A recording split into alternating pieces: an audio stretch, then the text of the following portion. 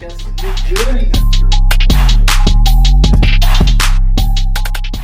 guys, welcome back to Mac Kiteboarding. Today we have a special unboxing, as you saw with the opening of the boxes here, like Christmas Day.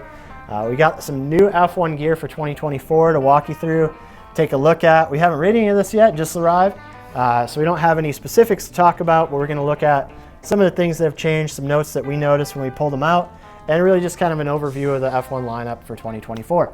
First wing of the lineup, probably the most exciting because it's new, the Origin, and this is a new one for 2024.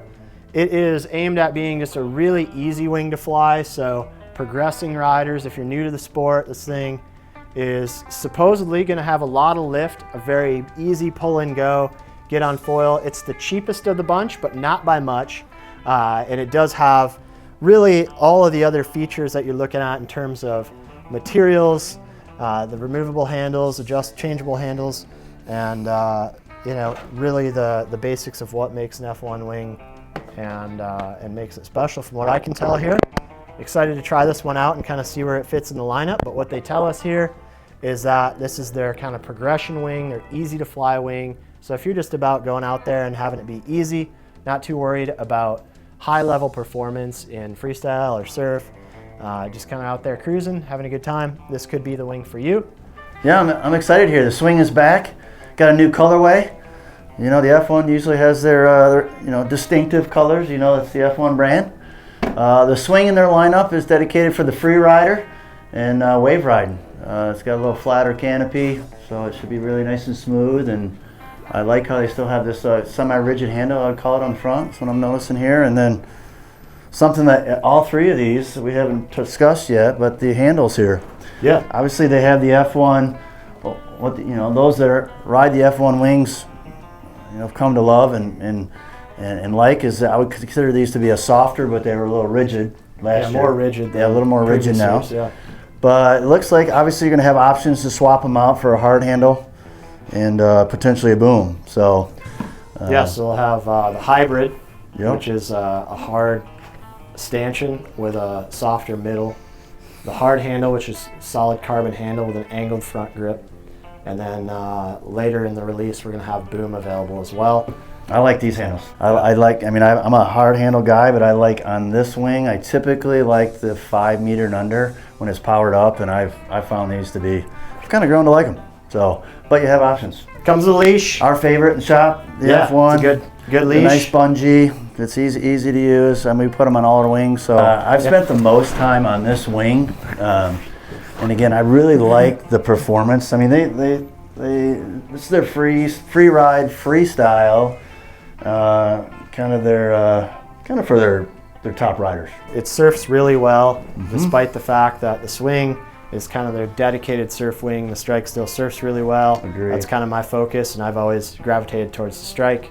I definitely appreciate its higher upper end range, its efficiency in building apparent wind.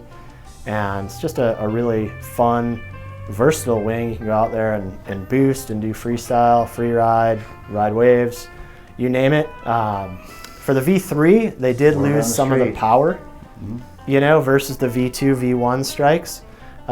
So you need to make an adjustment there to buy a little bigger to have a similar range. Or maybe, if you're a new rider, you're going to gravitate towards the swing last year rather than the strike because of that ease to get up and get pulled onto foil with all that lift from the swing, whereas the strike was a bit more forward pulling and speedy. If you own a V3, you might need to size down on the V4. We'll definitely get that info for you after we ride them. But this is by all looks of things, it's still going to be a pretty speedy wing. So well, hopefully it still has the high performance. That's why it's one of my favorite. I pull this wing out when it's ripping. When it's up 24, 25 knots plus.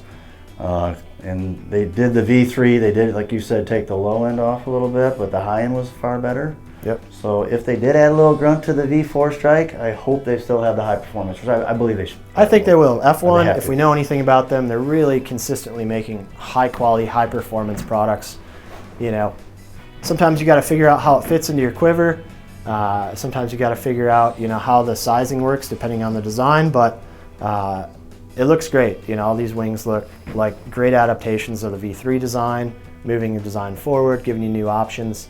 and just making it that much better. So I'm pretty excited to ride them. I said I really like the soft handles. It'll be interesting to see how the solid handle and the other options, how it affects the performance of the wings, or the feel of the F1 wings. Because I think riders that have been in the F1 lineup and ridden them for years, you know, there is a certain feel they have with their handles and how you engage with the wing. Yeah. So it'll be interesting to see how that performance changes with the different handle. Yeah, and I mean, we got some viewers here. Why don't you guys comment in the comment section below if you're really stoked on a boom for an F1 wing, or some hard handles, some hybrid handles, or if you're just ready for the soft ones that come included and you love those already.